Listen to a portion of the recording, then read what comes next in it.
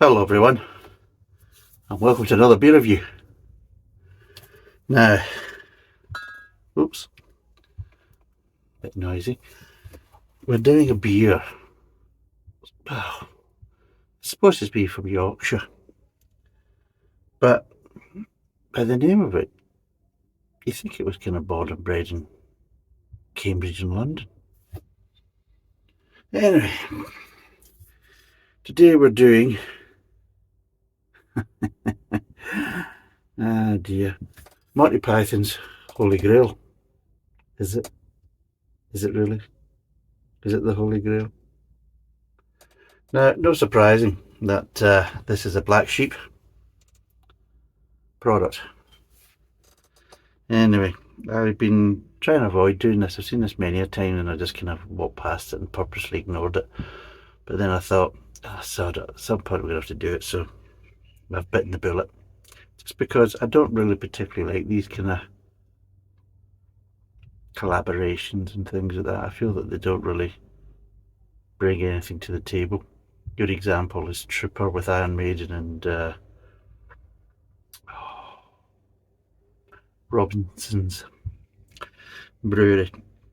But anyway, this is a 4.7%. I can't quite remember what it was. I think it was around about the £2 mark. And I got it in Morrison's, so it was part of, like, so many for a certain price, so many for £6 or something like that. So it worked out about £2 a bottle. But I will confirm that anyway. And there's some spiel on the back. It's a 500ml bottle. Here we go. A British ale with a fresh, zesty taste and a long, crisp, bitter finish. Goes beautifully with spam, albatross, or battered herring. Right, okay, these are all kind of terminologies in relation to certain sketches by Monty Python. I didn't mind Monty Python. Some bits were good, but the problem is with a lot of these kind of sketch shows is some sketches you find really funny and other sketches you're like, no, that's crap. And that's the problem. Sketch shows, I mean, because they're trying to do a variety, and it turns out that quite a lot of them are kind of hit and miss, that type of thing. So yeah, I wasn't pushing my frillies over the Monty Python. Yeah, they were okay, they were quite funny and that, and individually they're quite talented. Collectively, yeah, they're okay, but I always found that their kind of individual stuff more interesting than their collective Monty Python stuff. But there you go, everybody's different. And yeah, that's it. So it's supposed to be a British Pale Ale tempered over burning witches. I mean, seriously, it's just a bit of fun, Nate. Just a bit of fun, That's what they'll say like that. It's a bit of fun, a bit of jolly, a bit of jolly, a bit of shit. And apparently, they've got little bits on there like "We are the brewery who like to say, nee." And now for something completely different. Yes, okay. Oh dear. Well, got a glass there. I suppose I better open it and get it poured. As you can see, I'm absolutely over the moon with excitement here. I mean, it's just with bated breath. That was a bit noisy. And that's not me, by the way. That's the people next door. I'm not doing impressions of young little girls. If I could do that, I certainly wouldn't be doing it on YouTube. But anyway, yeah, as I was saying, is I am absolutely cock-a-hoop with excitement for this. I mean, the problem is with Black Sheep, it's very hit and miss. And lately, just before they were taken over, I mean, I would probably say a year, 12 months, 6 months to a year before they were taken over, I noticed things start to kind of slip and change, not for the better. And I would say since they've been taken over, that trend's continued. And in general, they're just nowhere near as good as what they used to be. And even then, some of the beers were hit and miss anyway. I mean, they could make a really good beer, and then you think, oh, Black Sheep, we'll try that one then, because from Black Sheep they make a good beer. You think, bloody hell, that's awful. So yeah, hit and miss. So for people on the podcast, it's kind of cloudy tea colour, really. It's a kind of a light amber. Show it that way. I don't know if I can show it. It's not really showing up very well, but anyway. It's a kind of lightish amber. It's quite cloudy. It's about half figurehead.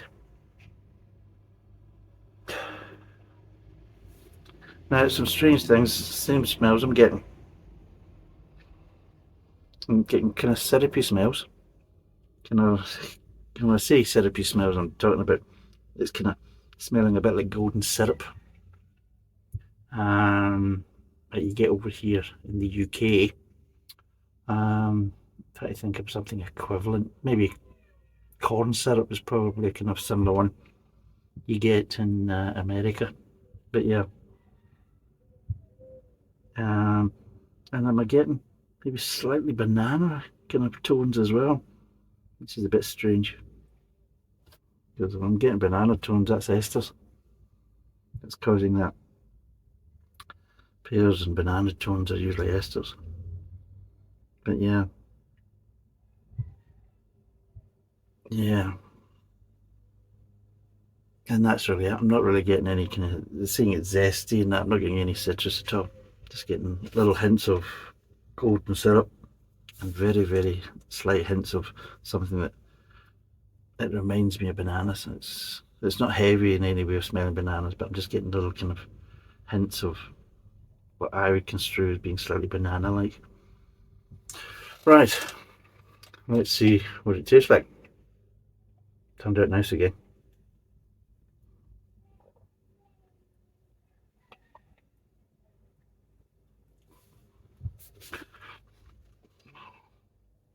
Oh God.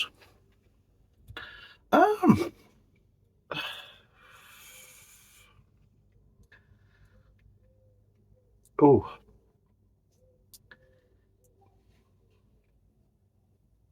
I honestly don't know what to make of that.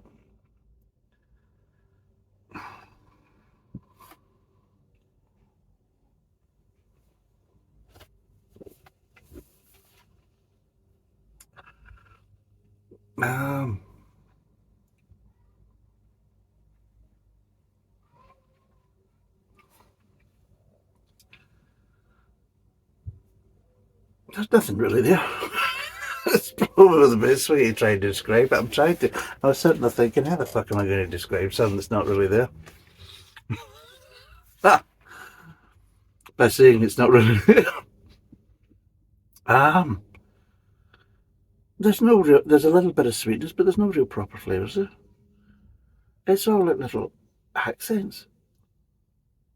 And that's what it is. You drink it there and you think, so there's a kind of a beer base, but a very nondescript, uneventful. I mean, it's a beer, but there's no real beer flavour standing out. And then these little kind of accent flavours of slight bitterness.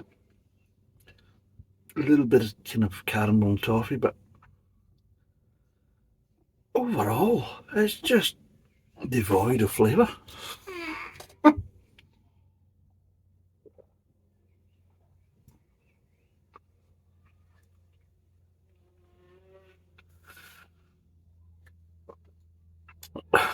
It's very easy drinking because there's really not much flavour there at all. It's really unbelievably neutral.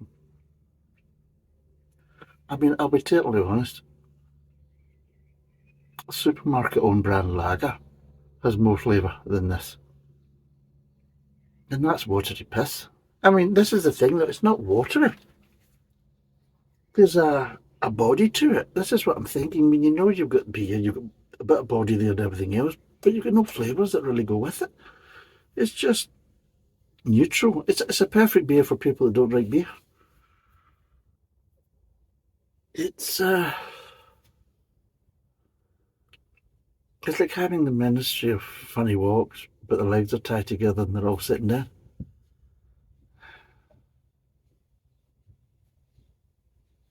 Yeah, so you're kind of thinking, what's all that about? And that's what I'm thinking. That's what I'm getting when I'm trying this. Is like, what's all this about? What's the point of having a beer that doesn't really taste of anything? I mean, really, it's so neutral. It's unbelievable.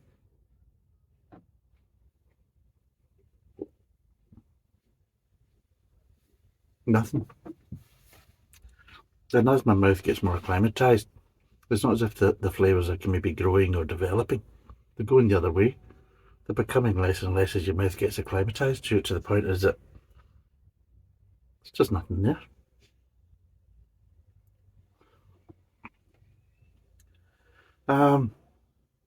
If you wanted to make a beer that would just had a very light generic beer flavour, then you've ticked that box. If you wanted to make a beer with a light sweetness to go along with that, very light generic beer flavour, then you've ticked that box. And if you feel that's enough for a day's work and you want to stop there and call it a day, then you've definitely ticked that box, because there really is nothing there. It's like some of the unfunny Monty Python sketches, devoid of humour and fun. This is devoid of flavour and enjoyment. Seriously. It's like Holy Grail. I would say, holy fuck, what happened?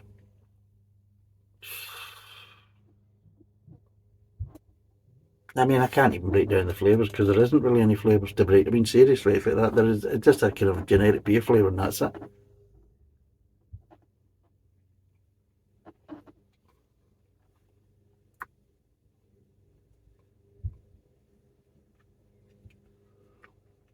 A little bit of golden syrup flavours, a little bit of caramel, a little bit of accents of bitterness that don't actually kind of develop into actual proper bitterness. A little bit of generic grain, and a little bit of sweetness, that's it. I mean, and they're all over the place. And they move just because they're just so indistinct as a flavour that they're just popping up all over the place. It's just a mishmash of nothing. There we go. It's a bit gassy as well. So, it's not what I thought it was going to be. And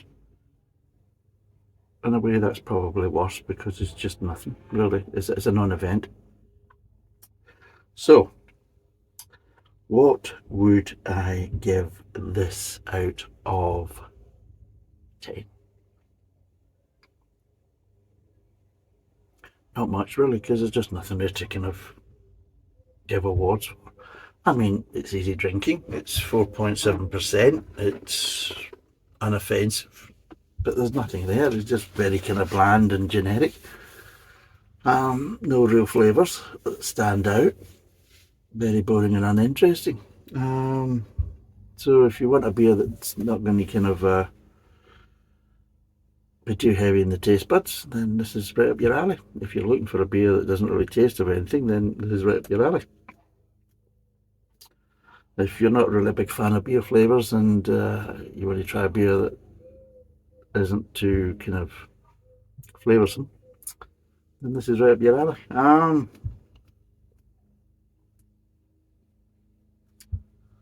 Oh God, you have to give it a 3. There's nothing really there to kind of award or anything. I'm not going to say it's offensive, because there's nothing there to offend, to cause offence. It's easy drinking because there's no real flavour there to kind of get in the way of that. And yeah, 3 out of 10. I can't really recommend it, because there's nothing really there to recommend. It's just very strange and kind of disappointing that they've made a beer with a collaboration and everything else that just doesn't really have any flavour, which is a bit daft, isn't it?